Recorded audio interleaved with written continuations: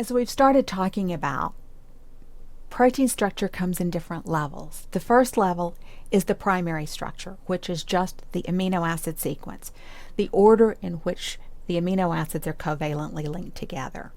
We've also talked about secondary structure, alpha helix and beta sheet, which primarily involves backbone, that is the NH and CO hydrogen bonding.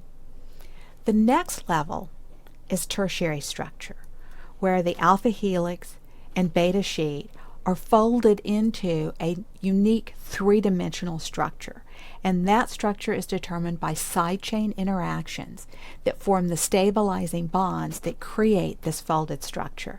And we'll talk more later about tertiary structures, and we'll also discuss quaternary structure, where individual tertiary structures assemble into higher order oligomers, dimers, tetramers, and so on. So protein folding is the essential step. The amino acid sequence simply can't do anything. It's not functional without folding into a three-dimensional structure, which is the active form of the protein. And this active form is stabilized by non-covalent bonds between the amino acid side chains, the R groups, and sometimes peptide backbone interactions as well, to create this three-dimensional active form of the protein. And that form is the state that exhibits biological activity. It actually does something. And ultimately, because the folding is based on the sequence of amino acids, and that's based on the DNA sequence, the folding is the path between a DNA design, if you will, a DNA sequence for a protein, and its three-dimensional form where it's functional. The bonds that are utilized to create three-dimensional structures are the ones that we have talked about. They are hydrogen bonds, non-covalent, hydrophobic interactions, non-covalent, ionic bonds, non-covalent, and in some proteins, not all, there will be a covalent bond called a disulfide bond, which can stabilize the protein once it's folded. So the stabilizing energy that is utilized to keep that three-dimensional structure, the folded structure of a protein, is primarily non-covalent. Disulfide bonds occur, but they are not in all proteins and are stabilizing generally for small proteins, and we'll talk about some specific examples. So non-covalent bonds are what create the structure that we have for proteins and are very important in this process. And so we're bringing alpha helices and beta sheets, the secondary structures, together, and these interactions are incredibly rapid to create the folded structure. It is a dynamic process, and while the pictures that I'm showing you of proteins are crystallographic structures, they are like snapshots, because in fact the structures are very dynamic. And we're going to look at a couple of molecular dynamic simulations where the folding process has been modeled, and you can see that in fact these are not static structures. They are in fact quite dynamic.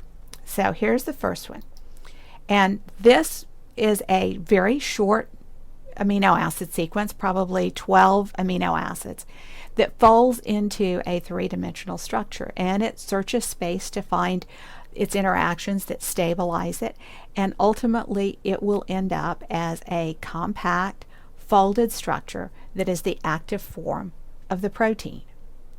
And all those movements are driven by the energy of the peptide, and in fact that's energy that stays even once it reaches the three-dimensional form.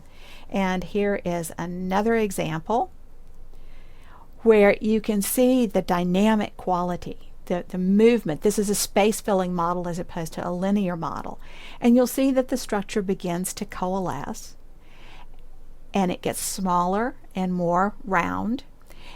But even when it's very close, it's still dynamic. There is still movement. Now that it's formed the three-dimensional structure, there is still movement. And that folding process, as you could see, involves testing different arrangements, going through different structures to finally reach the native structure that's at the bottom of what's called the protein folding funnel. So you have a lot of entropic energy at the top of this funnel where the polypeptide is free to move in all sorts of different directions, and then it slowly condenses and ultimately reaches the native folded structure at the bottom of these funnels. And the lowest energy state here is the folded three-dimensional structure. There is a very large energy penalty in protein folding for the loss of entropy. You can think of it as loss of options for different states, so that you simply don't have all of the options. The protein is confined to a particular structure, so that the overall difference in energy, because there's an energy penalty for the loss of entropy, the overall difference between the folded and the unfolded forms is small. In fact, it's only 1 to 2 non-covalent interactions. And remember that those are less than 5 kilocalories per mole. So overall, the stability of a protein structure is about 1/10 to 15% of a covalent bond, much less stable than a covalent bond.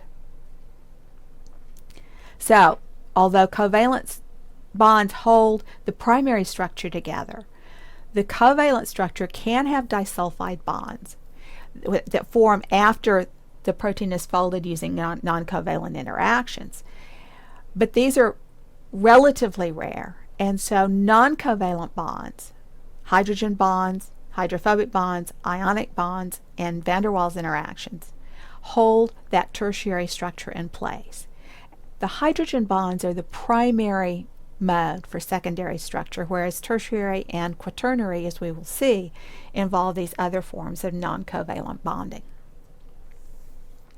Remember that proteins are generally stabilized by less than 2 non-covalent bonds in forming their folded active structure, whereas each bond along that backbone of the structure has covalent linkages that are about 90 kilocalories per mole. So the polypeptide, the polymer, is stable. Its folded structure is very fragile. Can you imagine then why most living organisms are sensitive to elevated temperature? And what would you imagine would happen to protein structure under conditions that temperature is elevated?